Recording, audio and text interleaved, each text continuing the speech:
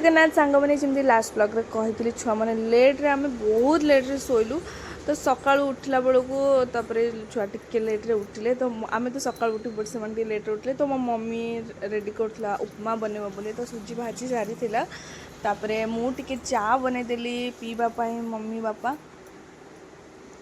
Mummy की मुझे कहली कि बड़ी एक्चुअली बहुत मत पसंद बट बड़ी नाला तो मम्मी कहला यहाँ गोटे कथा सांगे सांगे बनईदेवी तो सी बड़ी सब रेडी कला आउ सब जहाँ भी भेज खाया बनवार बनईदेला आ मम्मी आसले सी पूरा रोषे घरे थाए आउ अध घंटे घंटे भितर पूरा 5-6 प्रकार कर दिए यहाँ पूरा तार जो कहते ना बाएं हाथ का खेलबा सेमती मैंने जहाँ को जोड़ा पसंद बस गोटे गोटे आइटम से होती श्योर तो आम मैंने समस्ते मिसिकी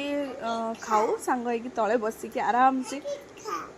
खाऊ बसिकी छुआ मैंने खेलु था तो संध्या बेलू मो हजबैंड नहीं गले पार्क बुलाबुली करने तो से पार्क जाए बुलिकी खेलाखिली करके खाईदे एमती आड़ू साड़ू आसिले भाई जो रेड्रे रात 10टा 10:30 बेले वर्षा है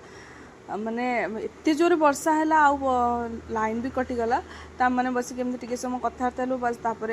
खाଇବା रेडी करके खाईदेलु जोटा कि मुझे वीडियो बने पानी कहीं एत जोर वर्षा है लाइन भी नाला बस इन्वर्टर लाइन में आम जी समय बहुत लेट ही लाइन आसला एक्चुअली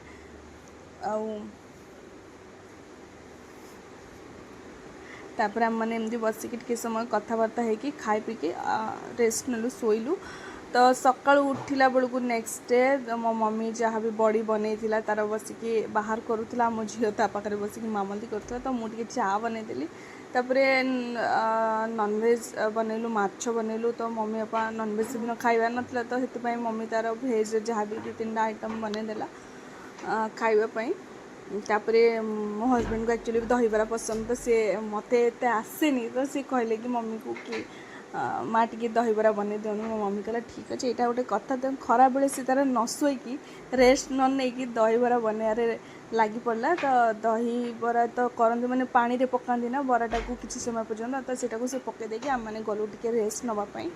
तापर संध्या बेला टे गलु मार्केट बुलाबुली करने आउ छुआ मानू टे दोली खेलदेलु से भी मन खुशी आसला पर सेठू संध्या बेले ना राति डिनर मम्मी टे सन्तुला बनईदेला तापर दहीबरा तो रेडी हो जाता अलरेडी आउ मो हजबैंड टे टांगड़ी आनले आम छुआ मैंने टे खाइलु माने मो झी सांज ओरियो भी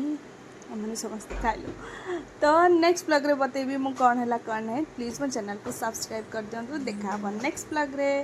बाय बाय।